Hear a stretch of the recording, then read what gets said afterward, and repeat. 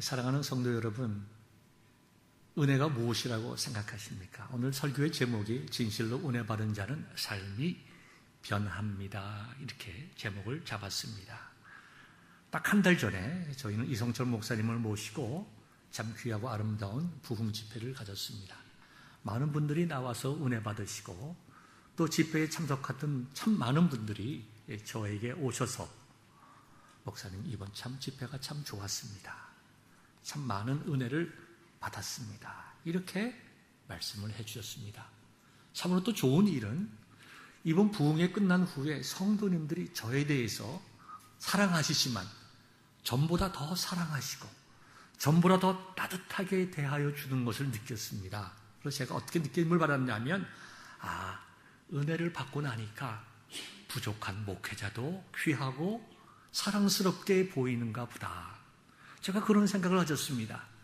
우리가 은혜 받으면 우리가 다 세상에 아름답게 보입니다. 그래서 은혜 받아 나쁜 사람이 없고 시험 받아 좋은 사람이 없다는 말이 있는데 진짜 같아요.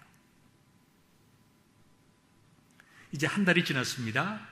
여러분들의 마음속에 그 은혜 받은 그 은혜에 대한 기쁨이 지금도 여러분들 마음속에 잔잔히 남아있겠지만 어쩌면 어떤 분들은 한 달을 급하게 또 힘들게 살아가다 보니까 내가 언제 그런 은혜를 받았나, 우리가 언제 부흥회를 했나라고 잊어버리고 살아가시는 분들이 혹시 있다면 오늘 말씀을 통해서 다시 한번 은혜에 대한 도전과 깨달음이 있기를 소망합니다.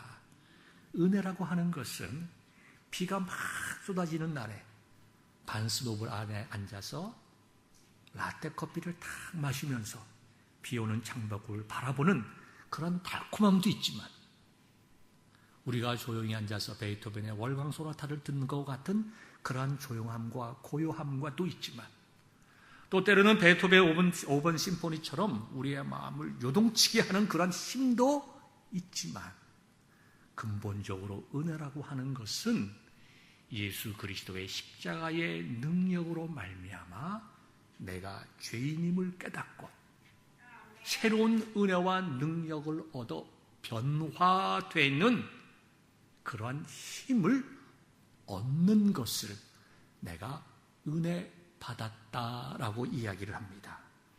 어떤 분들은 전혀 예수님을 믿지 않다가 아니면 전혀 신앙생활을 하지 않다가 아니면 교회에 나오지만 형식적이고 정말 습관적인 종교 생활을 통해서 아니면 다른 여러 가지 이유로 사람들 만나기 위해서 나오던 심심해서 나오던 무료해서 나오던 어떤 의미를 해서 어떤 의미로 교회에 나오셨던지 간에 은혜 받음을 통해서 자기의 심령이 부딪히고 예수님을 영접하고 새 사람 되는 그러한 놀라운 일들을 경험한 것을 우리는 은혜라고 말합니다. 그러나 이미 예수님을 영접한 우리들에게는 예수님을 영접했음에도 불구하고 나에게 믿음이 있음에도 불구하고 하루하루의 삶을 통해서 내 마음속에 영적인 기쁨이 없고 내가 예수님을 닮아가는 성화의 삶을 살아가야 함에도 불구하고 내 삶이 변화되지 아니하고 내가 정말 바리새인과 서기관처럼 겉에는 찬양대원이요, 겉에는 목회자요, 겉에는 장로요, 교회의 교사요, 여러 가지 일들은 하지만 실질적으로 내 심령 속에는 예수님 믿는 복음을 소유한 사람답게 살아가지 못하는, 또 그렇게 살아가고 싶지만 되지 않는 그런 안타까운 마음을 가진 사람들에게 은혜라고 하는 것은 다시 한번 내가 하나님 앞에서 어떤 사람인가, 나에게 예수 그리스도의 십자가의 보혈은 어떤 의미인가를 깨닫게 하고 다시 한번 용기를 내어서 믿음의 길을 걸어가게 하시는 하나님의 능력입니다. 그렇기 때문에 진실로 은혜를 받았다고 하면은 그 사람의 삶은 변하게 되어 있습니다. 반드시 변해야 됩니다. 반드시 변함이 있습니다. 여러분들은 보통 새해가 시작을 되면 내가 올 한 해 이러한 일들을 해야 되겠다.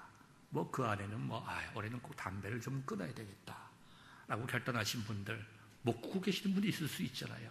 또 어떤 분들은 올해는 내가 성경을 꼭 일독을 해야 되겠다 하고 또다시 성경을 읽다가 레위기에서 멈추신다든가, 이번에는 신약부터 시작을 했다가 그저 족보 이야기부터 그냥 포기하는 분들도 있을 수가 있습니다. 여러분들이 새해가 시작되면서 내가 올 한 해 믿음 가운데 이러한 일들을 해보아야 되겠다고 결정하신 분들이 분명히 있을 것입니다. 어떻게 잘 되고 있습니까? 여러분들의 영적인 상태는 건강하십니까? 우리가 은혜를 받을 때에, 나에게 은혜가 임할 때에, 나에게 은혜의 이유가 있을 때에 우리는 새로운 용기를 내어서 다시 한번 하나님 앞에서 결단하고 그것을 이루어 나갈 수 있기를 바랍니다. 이제 한 달이 지났는데 여러분의 마음속에 오늘 말씀을 들으면서 내가 지난 한 달 전에 부흥회를 통해서 은혜를 받았으니 내가 다시 한번 결단을 하고 올 해가 가기 전에 하나님 앞에서 이런 일들을 내가 분명히 이루리라 하는 그러한 믿음의 결단을 가지는 저와 여러분들이 될 수 있기를 소망합니다. 오늘의 본문의 말씀은 저와 여러분들이 너무나도 잘 아는 삭개오에 대한 이야기입니다. 오늘 본문의 말씀을 들어가기 전에 배경을 조금 말씀을 드리면, 여리고가 나오고 세관장이라는 독특한 직업이 나옵니다. 그 당시에 여리고라고 하는 것은 우리에게 있어서 굉장히 부정적인 의미를 가지고 있는 도시의 이름이지만, 사실 여리고는 인류 역사에 의하여 제일 먼저 세워진 도시입니다. 약 기원전 8,000년 전에 세워진 도시입니다. 그래서 사회학자나 인류학자들이 거의 동감하는 것이 이 여리고가 제일 먼저 세워진 도시의 형태다, 이렇게 얘기를 합니다. 여러분, 우리 대한민국의 고조선이 언제 세워진지 아십니까? 고조선. 이렇게 곰이 나오고 말이죠. 마늘을 먹는 얘기가 나오고, 그 동화 같은 이야기가 언제적 이야기냐 하면 기원전 2000년 전의 이야기입니다. 신석기 시대의 이야기인데요. 이 여리고는 그거보다 4배나 더 오래된 기원전 8,000년 전에 세워진 도시입니다. 그만큼 유서 깊은 도시인데요. 그 도시에는 굉장히 상업이 많이 발달해 있었습니다. 발삼향이라고 하는, 저는 어떤 향인지 잘 모르겠습니다. 근데 제가 설교를 준비해서 보니까 언젠가 월마트를 갔더니 샴푸를 고르는데 발삼 샴푸가 있더라고요. 아마 그런 모양이죠. 어떤 그 향료를 생산해 나가는, 발삼 나무를 통해서 어떤 식물들을 통해서 향료를 생산해 나가는 그러한 그 지역입니다. 그리고 여러 가지 무역이 왕성했던 곳이기 때문에, 그러니까 세계 최초의 사람들이 모여서 돈을 버는 도시가 되지 않았겠습니까? 그 예수님 당시만 하더라도 굉장히 큰 성읍입니다. 쭉 돌아가면서 산들이 아주 입지 조건이 좋습니다. 쫙 둘러싸여 있고 평평한 땅에 이렇게 그 도시가 이렇게 서 있고, 그 앞에는 데드시, 사해가 있습니다. 그래서 소금도 많이 생산을 해서 비교적 상대적으로 부유한 도시였습니다. 자, 다시 그 당시의 사회적 상황 속으로 들어가 봅시다. 로마가 지배하는 때입니다. 로마는 여러분들이 알다시피 법이 굉장히 참 잘 되어 있는 그러한 국가입니다. 그래서 모든 것들을 잘 법적으로 잘 공평하게 집행을 해 나갔습니다. 그래서 그 법을 집행하고 이루어 나가는 데 있어서 세금이라고 하는 것은 아주 필수적인 것입니다. 예수님 당시 그 팔레스타인 지방에 세금을 거두는 그 관청이 3군데가 있었습니다. 한 군데는 가이사라, 또 한 군데는 가버나움, 그리고 3번째 관청이 이 여리고입니다. 여리고에 세관 관청이 큰 것이 있었다는 것은 어떻게 보면 역사적으로 또 경제적으로 사회적으로 볼 때 당연한 일이죠. 그 당시 사람들은 세금을 당연히 냈습니다. 이게 CPA 공부하는 분들은 첫 전공 시간에 들어가면 이렇게 얘기한다고 해요. 인류가 멸망하기 전까지 세금은 항상 내게 되어 있으니까 여러분들은 직업 걱정할 필요가 없다. 그렇게 얘기할 정도로 모든 사람들은 세금을 내야 됩니다. 여러분들 가운데 목사는 세금을 안 내지 않느냐 생각하는 분들도 있는데, 저도 23%의 세금을 꼬박꼬박 내고 있습니다. 그때나 지금이나 우리 모두는 세금을 내야 됩니다. 그런데 로마 시대에 세금을 거둘 때에는 굉장히 자치적으로 거뒀습니다.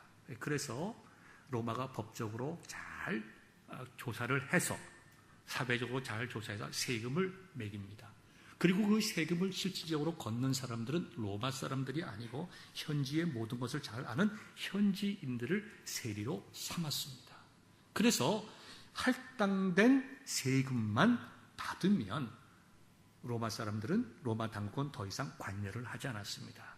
그런데 그 당시에는 사도 바울이 돈으로 사도 바울을 신문하던 천부장이 나는 돈으로 로마 시민권을 샀다라는 표현이 나오지 않습니까?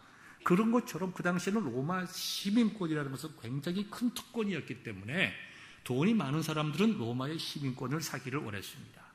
또 많은 사람들이 로마의 관료나 여러 가지 이권을 위해서 로마 사람들과 좋은 관계를 유지하기를 원하는 사람들이 많이 있었습니다. 그래서 세금을 걷는 사람들에게는 그러한 좋은 기회가 되었습니다.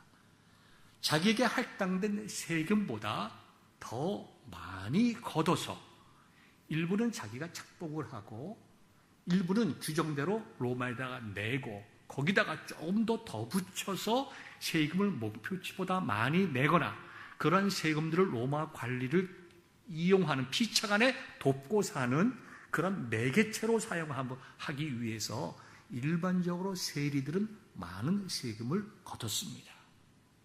특별히 세금을 못 내는 사람들에게는 도리어 세금을 낼 수 있도록 돈을 빌려주어서 세금을 내게 하고 자기는 그 빌려준 것에 대해서 사채 이자까지 받는 그런 일들이 많이 있었습니다. 그 당시에 백성들은 세리하면 그렇기 때문에 아주 악덕업자, 지금으로 말하면 우리 한국 사회를 보면 이게 사채업자들이 1000% 이상의 아주 이자율을 매기는 것처럼 그런 사람들은 아주 악덕한 사람처럼 생각하는 것처럼 일반적으로 세리들을 그와 같이 생각했습니다. 그래서 예수님께서도 나쁜 사람들, 죄인들의 특징을 지어서 세리와 창기를 묶어서 말씀을 하신 것도 그 당시 사회의 여러 가지 현상들을 설명하는 것이라 할 수가 있겠습니다. 당연히 세리들은 부자였습니다. 그와 같이 돈을 많이 거두었기 때문에. 그런데 오늘 본문의 말씀을 보면 지금 삭개오가 그냥 세리가 아니라 세리의 장이라고 얘기를 했습니다. 그 팔레스틴 전체에 3군데밖에 없는 세관, 관청의 우두머리라고 얘기를 했습니다. 그렇기 때문에 그는 사회적인 직책도 있는 사람이고 그는 그의 월급만 가지고도 넉넉하고 유복하게 살아갈 수 있는 부자였습니다. 그럼 오늘 우리가 본문을 삭개오라는 인물을 이해하게 되면 일반적으로 이렇게 이해할 수가 있습니다. 삭개오는 돈을 많이 벌고 세금을 많이 거두어서 착취를 해가지고 부자가 되었지만 그 많은 재산으로도 그는 만족할 수가 없었고 그랬기 때문에 마음속에 공허함도 있고 세상적으로 주위에 있는 사회적으로 소외당했기 때문에 그런 소외감 때문에 그런 인생의 공허함 때문에 예수님께로 나아가서 주님 만나고 새 사람 되고 자기가 가진 것을 나누어주는 실천하는 그와 같은 훌륭한 사람이 되었다라고 우리가 본문을 이해할 수가 있고 그것은 무리한 이해가 아닙니다. 그렇게 우리가 이해하고 말씀을 나눌 수가 있습니다. 그러나 오늘 저는 좀 다른 각도에서 본문의 내용을 이해하려고 합니다. 왜냐하면 일반적으로 우리가 생각했던 그와 같은 삭개오에 대한 이해는 우리에게 본문의 내용을 도덕적이고 윤리적인 것으로 디그레이드 시키기 때문입니다. 자, 오늘 본문의 말씀을 좀 자세히 한번 봅시다. 오늘 본문의 말씀을 보면 의사였던 누가는 독특하게 본문의 내용을 소개하고 있는데요. 2절입니다. 예수님께서 여리고로 들어가셨는데 그 도시에 삭개오라고 이름하는 자가 있으니 세리장이요 또한 부자라. 자, 삭개오라는 사람, 세리라는 직업, 그 다음에 부자라는 내용이 나옵니다. 여러분, 제가 물어보겠습니다. 우리가 보통 사람을 소개할 때 어떻게 합니까? 우리 교회 목사님이시다. 국회의원 누구. 우리 컴벌랜드 카운티의 판사 누구. 우린 이렇게 보통 사람을 지칭할 때에 이름보다 그 사람이 가지고 있는 사회적인 위치나 직함들을 사용합니다. 성경에도 보통 마찬가지입니다. 자주장사 루디아. 그죠? 루디아가 있었는데 그 사람의 직업이 자주장사였다. 이렇게 이야기하지 않고 자주장사 루디아. 이렇게 표현을 합니다. 성경의 여러 군데를 보더라도 그 당시에도 어떤 사람을 소개할 때 이름보다 그 사람의 사회적인 직책, 명예, 가진 것 이렇게 소개를 합니다. 이것은 우리나라와 뿐만 아니라 이스라엘뿐만 아니라 전 세계적으로 공통되는 사람들의 삶 속에 나타나는 형태입니다. 누가는 지금 여리고라고 하는 그 동네에 세관장이라고 하는 부자가 있었는데 그 사람의 이름이 삭개오였다. 이렇게 얘기하고 있지 않습니다. 그렇게 표현하는 것이 정상적이지만 특별히 우리가 누가복음을 보면 누가는 의사였습니다. 모든 것을 관찰하고 객관적으로 보고 객관적으로 소술하는 그런 훈련을 받은 의사라는 것이죠. 그러니까 누가복음을 보면 마태, 마가, 요한복음에서 볼 수 없는 그런 직업상의 독특한 표현들이라든가 독특한 형체의 설명들이 나오는데 저는 오늘 본문을 이해할 때에 누가의 그러한 독특한 면들을 기초로 해서 이해해 보면 지금 누가라는 삭개오라는 이름을 강조하고 있다는 것입니다. 삭개오라는 이름. 여러분, 삭개오라는 이름이 뭔지 아십니까? 의로운 자라는 거예요. 진실한 자라는 것입니다.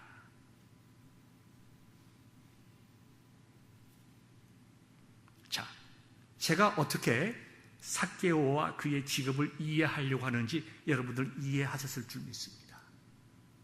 삭개오는 세관장이었기 때문에 나쁜 사람이었고 많은 사람들을 착취하는 사람이었고 일반적으로 그 당시에 예수께서 표현하셨듯이 세리라고 하는 그런 범주에서 벗어나지 않은 사람이었다라고 본문을 이해하면 가능한 이야기지만 도덕적이고 윤리적인 것으로 그치기 쉽기 때문에 누가의 표현을 통해서 좀 다르게 접근해 보면 삭개오라고 하는 사람이 비록 직업은 세리였고 비록 그 직업상 다른 사람으로부터 존경받지는 못했다고 하지만 그 사람 마음속에는 지금 누가가 이름을 거론을 한 것처럼 그가 가지고 있는 율법적인 생각, 율법적인 판단 가운데 바르게 살아가기 위해서 애썼던 사람이라고 우리가 이해할 수 있다는 것입니다.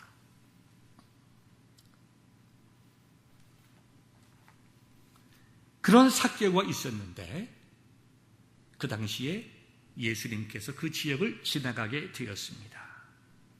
그래서 삭개오는 그 예수님을 보기를 원했어요.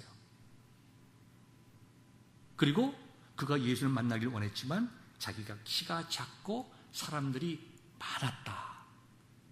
그래서 그가 어떻게 했냐면 앞으로 달려 뛰어가서 예수님이 지나가기 전에 예수님의 갈 그 길을 미리 앞질러 가서 돌 무화과 나무를 보통 얘기하는 뽕나무로 올라가서 예수님을 바라보았다. 이렇게 말씀을 오늘 본문이 기록을 하고 있습니다. 오늘 슬라이드를 보여주시면 우리가 뽕나무의 모습을 보는데요. 여러분들이 이제 여리고를 가면 이런 큰 뽕나무들이 있습니다. 여러분 잘 보일지 모르겠지만 사람들이 저 위에 올라가 있습니다. 굉장히 큰 나무입니다. 그러니까 삭개오가 이 어린 아이들처럼 이 뽕나무를 올라가서 위에서 지금 예수님께서 지나가시기를 기다렸다는 사실입니다. 뭘 의미하고 있습니까? 삭개오는 외적으로 볼 때에 사회적인 지위도 있고 안정된 직책도 가지고 있고 그 당시 유대인으로서 식민지 하에서 올라갈 수 있는 어쩌면 가장 높은 지위에 올라가 있는 사람이고 또 돈도 많았고 뭐 부족한 것은 없었지만 그의 마음속에 예수님에 대한 갈망이 있었다는 거예요.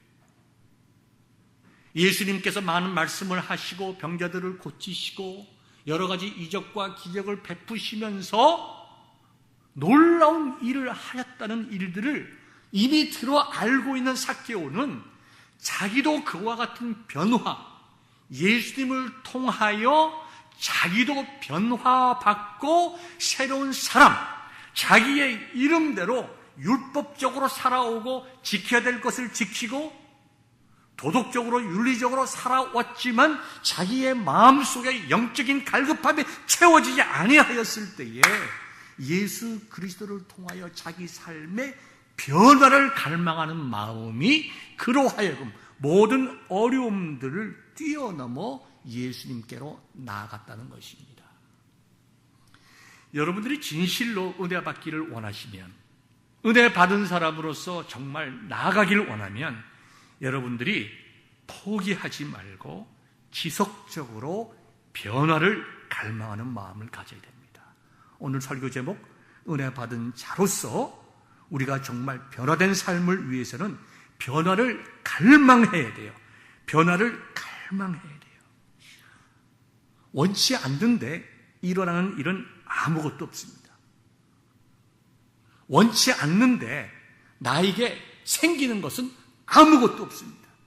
신앙생활을 하면서 내가 은혜 받았다, 참 좋다, 스윗하고 좋고, 내 마음속에 기쁘고 즐겁고 감사하고, 그것으로 그치면 변화가 없는 거예요. 변화가 없습니다. 그냥 스윗하고 좋고 기쁘고 감사하고 하다가 시간이 지나면 그것은 자연스럽게 소멸되는 거예요. 그럼 또 뭘 기다립니까? 답답하다. 은혜 좀 받아봤으면.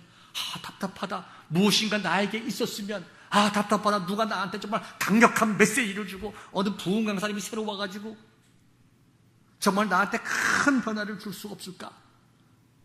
지금까지 몇십 년 예수님을 믿으면서도 자기 스스로 신학을 개발하고 믿음의 진보를 이루지 못하고 누가 무엇을 나한테 줘야 되고 누가 나를 변화시켜줘야 되고 누가 나한테 은혜를 줘야 되고 누가 나한테 기쁨을 줘야 되고 누가 나한테 무엇을 줘야 되고.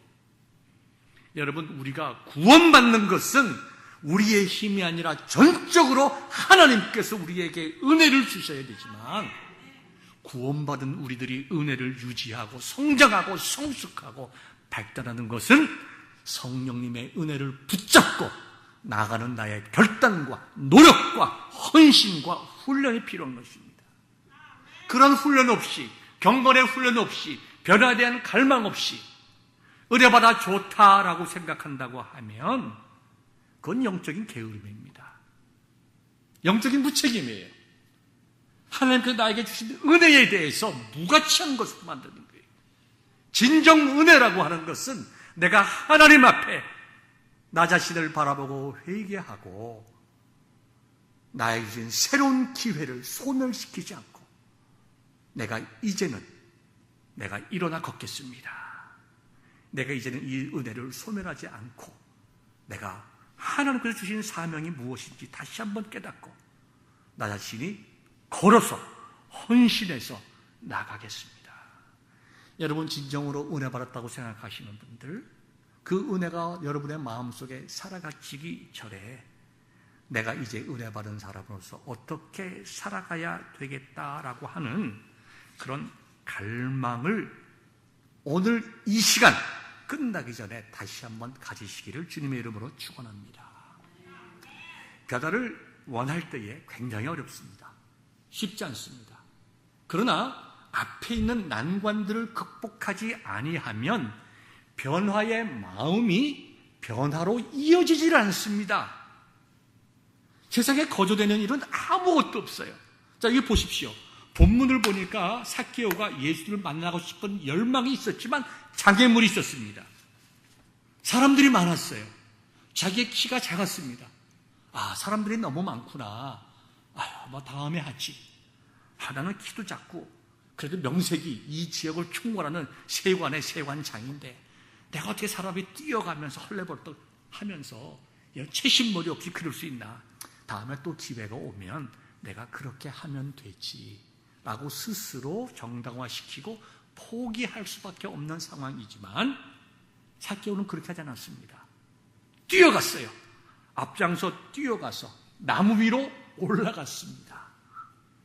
여러분, 그 삭개오의 우리도 상상을 해봅시다. 그 큰 세관에, 팔레스틴 지방의 세계가 없는 세관에 세관장이라고 하면 나이도 사실 좀 지긋했을 거예요. 사람이 올라갈 만한 큰 나무라고 하면 굉장히 큰 나무입니다. 여러분, 나무 타는 거 쉽지 않습니다. 여기 지금 젊은 사람들 말고 아마 세관장쯤 될 나이인 40살, 50살 이쯤 돼가지고 나무에 기어, 아까 우리가 본 그런 나무에 기어 올라갈 수 있는 분들이 많을까요? 없습니다. 굉장히 힘듭니다. 나무 올라가는 거. 사다리가 있는 것도 아니고요. 그런데 삭개오는 그와 같은 할 수 없는 일을 극복했다는 것입니다. 자, 쉬운 말로 해봅시다. 지금도 여름입니다. 여름이 오면 저는 별 상관은 없지만 한국에 있는, 우리들 말고 한국에 있는 젊은 여성들은 난리치잖아요. 뭐합니까? 휴가를 가가지고 경포대 앞바다에서 해수욕장에서 멋진 비키니를 입어야 될 텐데 몇 킬로를 빼야 되나? 신문 보니까 10일 초특급 10kg 감량 프로그램 이런 것들이 신문에 많이 있습니다. 한국 신문을 보면 비키니 한번 멋지게 입고 자랑하고 싶어가지고 젊은 처자들이 나중에 애를 어떻게 낳으려고 하는지 그냥 밥을 굶습니다. 여러분, 그렇게 하지 않기를 바랍니다.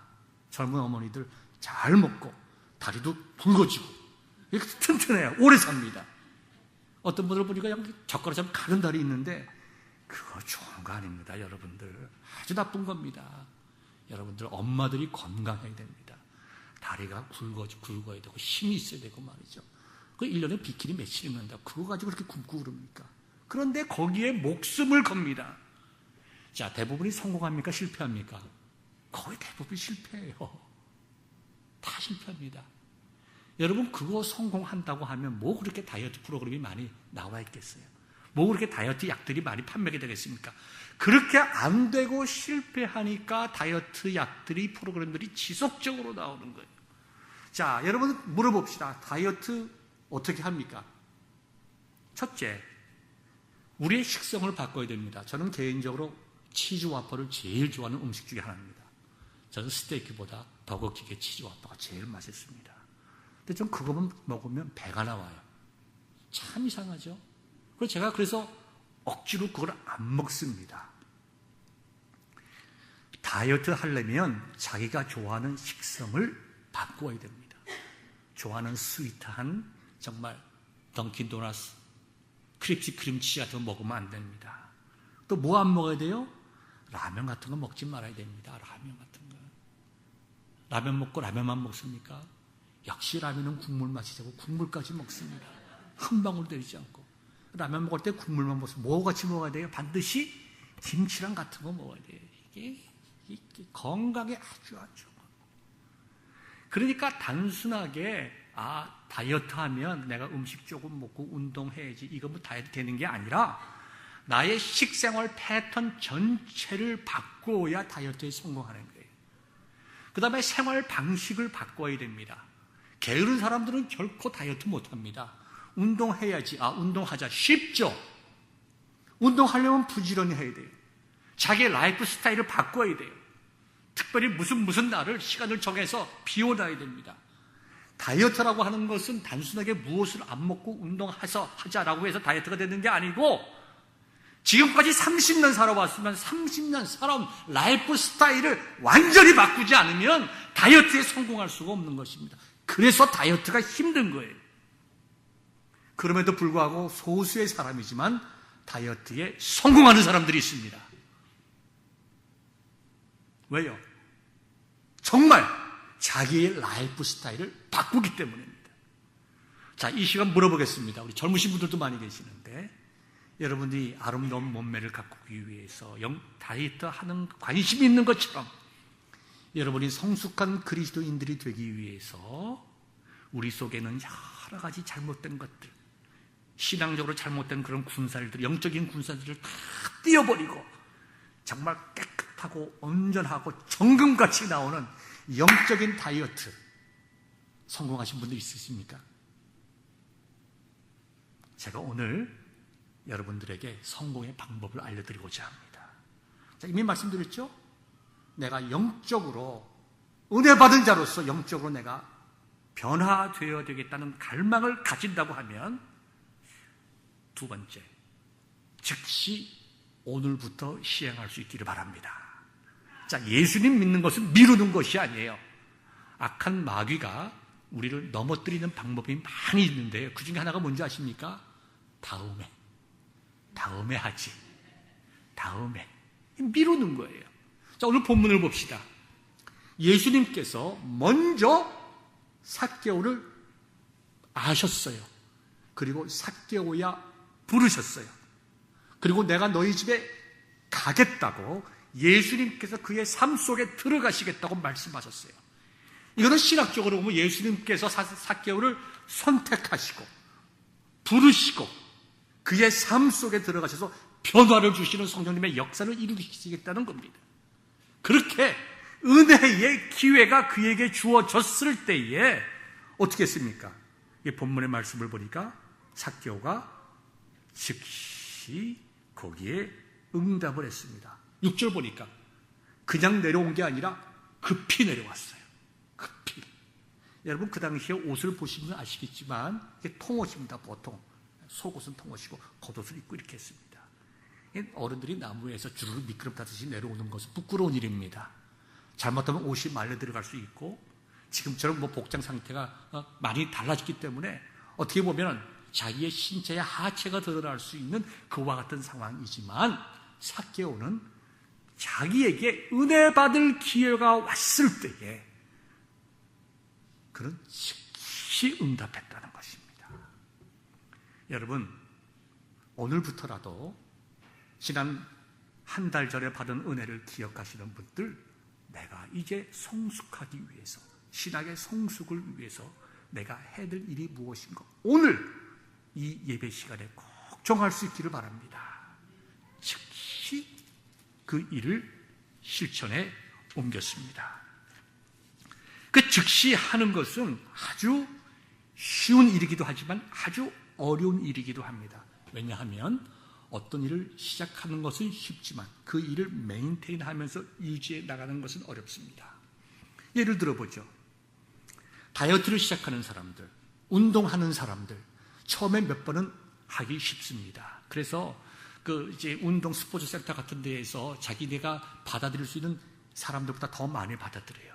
그들의 통계를 보면 한 주, 3주, 한 달쯤 지나면 우르르 안 오는 사람들이 생기기 때문에 다 오버로 다 사람들을 받습니다. 그러나 그것을 우리가 극복하려면 우리가 끈기를 가져야 돼요. 자, 제가 전병욱 목사님이 하는 설교를 제가 들은 적이 있는데요. 그분이 청년부를 담당할 때, 젊었을 때에 이렇게 했다고 그래요.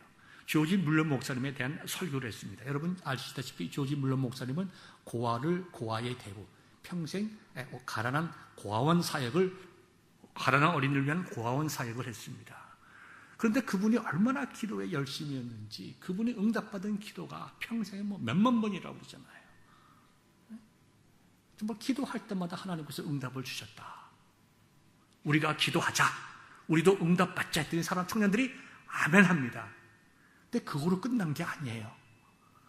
기도 응답받자고 하는데, 은혜 받자고 하는데, 은혜 받은 사람처럼 살자고 하는데 노 한다고 하면 그건 잘못된 사람이죠. 누구나 예스하고 갈망과 변화를 원합니다. 그래서 그날 전병훈 목사님이 이렇게 했다고 그래요. 자, 뒤에 문 걸어 잠궈. 얘 아무래도 못 나간다. 지금부터 우리도 기도한다. 얼마 동안? 2시간 동안. 애들이 생각합니다. 2시간, 어떻게 2시간씩이나 기도를 하지? 그렇지만 하나보다 해보자. 라고 기도를 시작합니다. 한 3분쯤 지나고 아이들이 그냥 비틀기 시작을 합니다. 기도할 내용이 없잖아요, 그냥. 1분이면 기도할 내용이 다 끝나잖아요. 언제 기도해본 경험들이 없이 기도할 줄도 모릅니다. 그러니까 어떤 학생들은 그냥 앞에 있는 머리를 그냥 쥐어봤습니다. 괴로워가지고. 몸을 틀고 난리합니다. 화장실 가고 싶은데 못 가. 그리고 뭐든지 기도해라. 회개도 해라. 너희들이 잘못한 걸 생각해라. 너희들이 기도할 내용이 없으면 지금 여기 앉아있는 다른 사람들을 위해서 다 한 사람씩 기도해라. 이렇게 하면서 2시간 동안 기도회를 끌고 나갔어요. 생전에 한 번도 2시간 기도해 본 학생들이 아무도 없어요. 2시간이 뭡니까? 10분 기도해 본 사람이 거의 없었을 거예요, 그 자리에. 근데 어쨌든 2시간이 지났어요. 남학생들, 여학생들, 대학생들 다 화장실 갔다 온 다음에 그들이 얘기하는 내용을 들었다는 게 뭘 얘기하면 우리가 2시간 기도를 했네? 우리가 하니까 되네? 여러분, 이것이 중요합니다. 여러분이 무엇인가 계획해서 성취감을 느낄 때에 다음 단계로 뛰어넘을 수 있는 힘이 생기는 거예요. 한 번도 자기 자신을 쳐서 복종시킨 적이 없는 사람은 항상 할렐루야, 아멘, 그리고 the end. 끝이.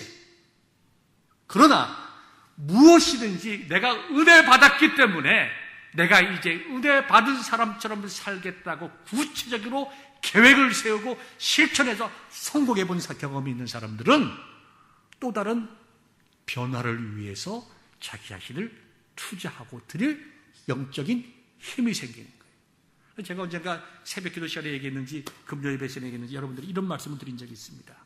이번 부흥회를 통해서 우리가 은혜를 받았다고 하면 여러분 짧게 3개월 계획을 세워보십시오. 3개월 안에 끝나는 것. 내가 이 3개월 동안에 요한복음을 한번 읽어봐야 되겠다 하고 요한복음을 읽기를 시작해 보십시오. 3개월 뒤에 요한복음을 딱 읽었습니다. 여러분 마음에 무슨 마음이 생깁니까? 성취감이 생겨요. 되네. 내가 한 번도 성경을 제대로 읽어본 적이 없는데 내가 요한복음이지만 내가 요한복음 전체를 다 읽어봤네. 내 마음속에 기쁨이 생깁니다. 성취감이 있습니다. 그것뿐입니까? 하나님의 말씀을 읽을 때 주시는 은혜가 내 마음속에 있지 않습니까? 그 은혜와 성취감이 뭡니까? 내가 또 다른 도전을 할 수 있는 힘이 되는 거예요. 되네. 그럼 이번에는 내가 마태복음 여러 번 도전을 했지만 못 끝냈지만 이번 기회에 요한복음 읽었으니까 마태, 마가, 누가복음을 내가 이번 또한 6개월 동안 한번 읽어보자. 또 계획을 세우는 거예요. 짧은 계획을. 그리고 또 실천하는 거예요. 또 그것이 이루어지면 되네. 내가 이제 공관복음, 마태, 마가, 누가, 요한복음을 다 읽었네. 자기의 마음도 영적인 성취감이 생기는 거예요. 기쁨이 있습니다. 그리고 그 말씀을 주시는 남다른 은혜가 자기 마음속에 있을 때에 이제 내가 되는구나. 이번 기회에 신약성경도 한번 읽어보자. 내가 이번 기회에 주신 은혜를 생각하면서 내가 일주일에 한 번이라도 새벽 기도를 한번 나가보자. 나는 한 번도 전도해 본 적이 없는데 예수님께서 온 사마리아와 유대 땅을 다시면서 복음 전한 것처럼 나도 적어도 한 명이라도 한번 예수님 믿어보라고 트라이라도 한번 해보자 라고 하는 또 다른 목표가 우리 앞에 생깁니다. 반드시 생깁니다. 성령님이 주십니다. 그러면 우리가 또다시 그런 영적인 도전 속에 우리가 들어갈 수가 있는 거예요. 그걸 또 하나 이루고 하나 이루어 나갈 때에 나도 모르게 내 마음속에 영역이 생기고 경건의 능력이 생기고 영적인 자신감이 생겨서 내가 하나님의 일을 감당해 나갈 수 있을 뿐만 아니라 그렇게 하나님의 일을 해 나갈 때 주시는 은혜로 내 삶이 윤택해지고 하나님이 내 가정과 산업과 자녀들과 비즈니스에 복을 주시는 것을 느끼게 되는 것입니다. 이러한 경험이 있어야 우리의 믿음이 자라나는 것이지 그런 것도 없이 은혜 받았으면 감사합니다. 할렐루야. 그리고 끝나버리고 말씀을 들어도 그래야지. 내가 저렇게 살아야지. 할렐루야. 그렇게 살아야지. 하고 끝나버리고 그러면 오랜 시간이 지나면 우리의 마음속에 어떤 결과가 오냐 하면 다른 아니겠지만 나는 예수님을 10년, 20년, 30년 믿었는데 나는 왜 이렇게 변화가 없나? 내가 예수님 믿는 거 맞나? 내가 정말 신앙인인가 종교인인가? 누가 아무런 이야기하지 않아도 자기의 마음속에 그와 같은 신앙의 회의가 생깁니다. 누구나 마찬가지. 저는 처음에 신학교 가서 새벽 기도를 일주일에 한 번, 그때는 우리 이제 새벽 기도를 일주일에 한 번만 했습니다. 뭐 전도사죠. 담임 목사님이 새벽 기도로 나오라고 이제 스태프들에게 얘기를 합니다. 저는 신학교 몇 번 그만두려고 그랬어요. 새벽 기도 하기 얼마나 힘든지. 진짜 힘들어서 내가 어떻게 평생 새벽 기도를 하나. 나는 이건 나하고 체질이 안 맞는다. 나는 늦게 자고 늦게 일어나는 사람인데 어떻게 새벽에 5시에 일어나서 내가 새벽 기도를 가나. 미션 임파서블. 그런데요, 친구들끼리 낚시를 가게 되면 정확하게 4시 반에 일어나요. 낚시하는 데가 2시간을 가야 됩니다. 그 트라우트 팍이 있었는데요. 트라우트 팍 가서 이제 낚시를 6시에 사이렌이 삥 불면 쫙 사람들이 낚시를 할 수가 있어요. 거기 팜이 이게 그 전날에 이렇게 그 트라우트를 이렇게 풀어놔요. 그럼 6시에 맞춰 나가려면 4시에는 출발을 해야 돼요. 그런데요, 새벽 기도는 못 나가면서 거기는 가요. 참 놀랍죠? 아마 비슷한 경험을 여러분들도 많이 하셨으리라 믿습니다. 무엇이 문제입니까? 내 마음속에 하고자 하는 열망의 문제인 거예요. 열망이 문제, 열망이. 진짜 아멘입니다, 이거는. 열망의 문제입니다. 여러분들 어떻게 하시겠습니까? 주신 은혜 받아서 감사하게 먹고 그것으로만 끝나면 변화가 없습니다. 변화가 없어요. 저는 그렇게 힘들어했던 새벽 기도를 저는 은혜라고 생각을 합니다. 왜요? 내가 목사기 때문에 가기 싫어도 가야 돼요. 그죠?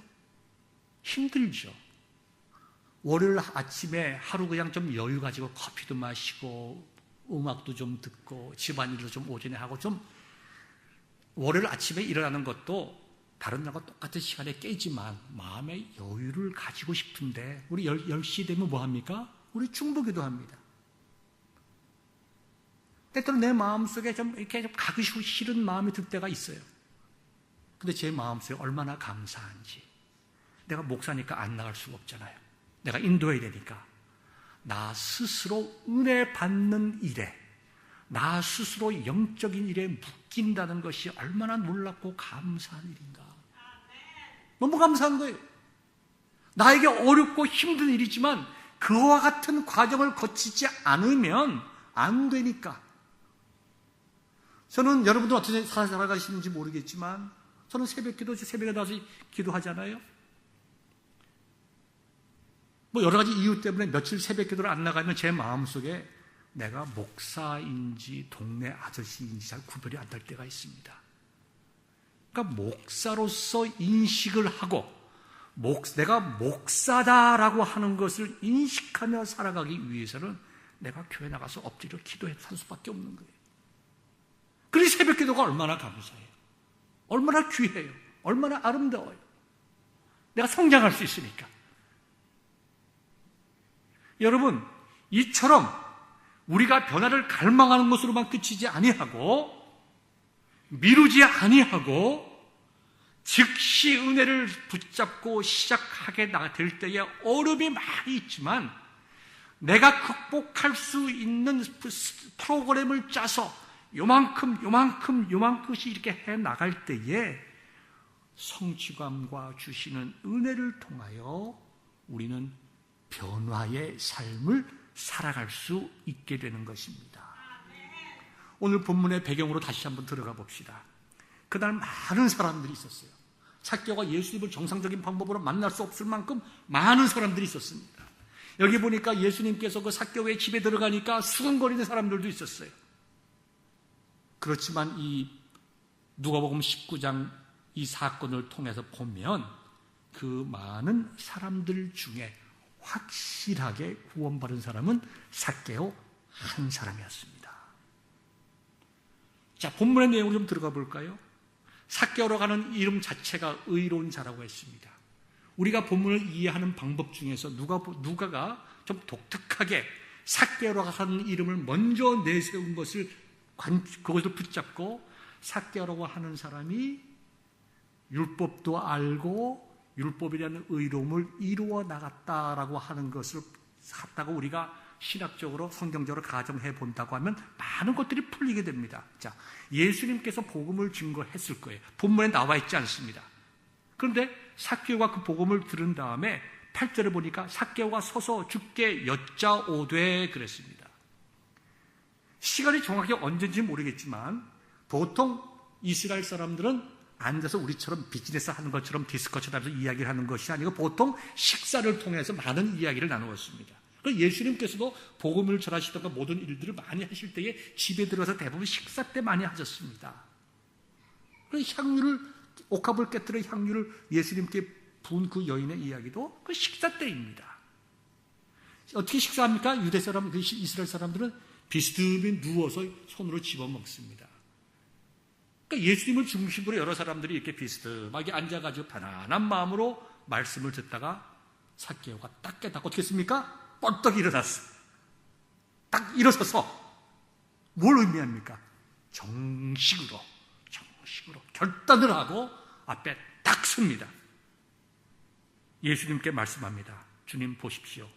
내 소유의 절반을 가난한 자들에게 주겠습니다. 만일 누구의 것을 속여 빼앗은 일이 있으면 내 갑절이나 갚겠습니다. 두 가지 이야기를 결단을 합니다. 첫째 뭡니까? 내 소유의 반을 주겠다는 거예요. 자, 이것은 삭개오가 자기도 믿음 가운데 살아가려고 많은 애를 쓰고 율법 가운데 살아가려고 갈망하고 애쓰고 열망이 있었지만 실질적이고 구체적으로 믿음에 대한 헌신, 믿음에 대한 삶의 변화를 나타내고 있습니다. 삭개오의 이름이 의로운 자예요. 그 당시에 의로운 자는 누굽니까? 구제하는 자예요. 구제하는 자가 의로움이고 의로운 자의 객관적이고 외적인 표현이 구제였어요. 그래서 예수님 당시에도 바리새인들이 그렇게 구제를 열심히 했습니다. 바리새인들은 부자가 아니었어요. 그들은 평민이었습니다. 평민 계급이거나 적어도 중하층 사람들이 일반적인 사람이었습니다. 그 당시 시대적인 상황을 보면은 넉넉하지 못하고 가난한 사람들이었어요. 그렇게 가난한 사람들임에도 불구하고 철저하게 11조를 하고 철저하게 구제를 했던 것은 그들이 우리는 의로움을 내세운다. 우리의 조상 때부터 하나님의 백성임을 증거하는 참된 아브라함의 자손임을 증거하는 구제를 우리는 형식적이 아니라 실질적이고 구체적으로 한다. 그들의 수입의 20%를 구제했었습니다. 그러니까 지금 삭개오는 자기의 이름을 자기의 삶을 통해서 실천해 나가는 거예요. 거기다가 만일 누구의 것을 속여 빼앗은 일이 있으면 이것은 간접적으로 그가 정말 폭리를 취한다든가 강제로 다른 사람들이 제사들 세금이라는 세일이라는 것을 통해서 긁어 모은 적이 자기가 보기는 없다는 거예요. 자기는 그래도 자기 이름답게 다 어려운 사람들을 돕고 그런 삶을 살았지 내가 세리라고 해서 세리자기라고 해서 내가 그렇게 다른 세리처럼 그렇게 안 살았다는 얘기입니다. 그럼에도 불구하고 내가 다른 사람의 것을 속여서 빼앗을 일이 있다면 정상적인 방법으로 세금을 받지 아니하고 더 거둬들인 것이 있다고 하면 내 갑절이나 갚겠습니다. 이 지금 8절에 있는 내용의 말씀 다 이미 구약시대 율법의 이스통을 통해 하나님께 우리에게 주신 말씀이에요. 그가 하나님의 말씀을 알고 실천하는 은혜 받은 자로서의 변화를 여기에 우리에게 분명히 보여주는 거예요. 그때에 예수님께서 뭐라고 얘기하셨습니까? 이 사람도 아브라함의 자손이다. 여기 아브라함의 자손이라고 하는 것은 외적인 아브라함의 자손, 혈통적인 아브라함의 자손이 아니라 정말 구원받은 영적인 아브라함의 자손임을 예수님이 선포하시면서 내가 온 것은 잃어버린 자를 찾아 구원하려 함이니라 라고 말씀하심으로 삭개오가 정말 복음을 듣고 변화를 받고 변화에 합당한 삶을 살아가는 구원받은 사람임을 예수님께서 선포해 주셨다는 것입니다. 그러나 그 주위에는 수군거리는 사람이 있었습니다. 복음에 대한 관심이 없이, 예수님에 대한 관심이 없이 호기심으로 예수님 주위에 모였지만 결국은 아무것도 얻지 못하고 수군거리다가 다른 사람들 비웃는 죄만 짓고 돌아간 사람들이 있었다. 많은 사람이 있었지만 구원받지 못하고 겉만 돌아가는 사람들이 있었다는 얘기입니다. 이제 시간이 많이 지났습니다. 하나만 더 말씀을 짧게 드리면, 오늘날 교회 안에도 이와 같은 일들이 있습니다. 정말 삭개오처럼 변화를 갈망하고 은혜 받았을 때에 자기가 이것을 소멸시키지 아니하고 삶의 신앙의 성숙으로 삼는 사람들은 그 삶을 통해서 손해보는 것이 아니라, 성경을 읽는 것이 시간의 손해를 보는 것이 아니라, 복음을 전하는 일이 힘들고 괴로운 일이 아니라 하나님께서 자기에게 주신 모든 것의 참된 의미를 깨닫고 예수님을 통해서 새로운 인생, 의미와 기쁨과 감사가 있는 인생을 살아가는 사람이 있는가 하면 그렇지 못한 사람들이 있을 수 있다는 것입니다. 여러분들은 어떤 길을 가시겠어요? 또 목사님이 이런 얘기 하는구나, 또 그렇구나 하고 그치는 사람이 되고 말겠습니까? 아니면 오늘 본문의 말씀을 붙잡고 변화의 기회로 삼으시는 사람이 되겠습니까? 선택은 여러분의 몫입니다. 여러분이 은혜 받은 자로서 변화의 삶을 살아가기로 결단하면 반드시 성령께서 여러분들에게 은혜와 능력을 주셔서 그러한 삶을 살아가게 하십니다. 이와 같은 믿음과 실천이 여러분들에게 있기를 주님의 이름으로 축원합니다. 기도하겠습니다.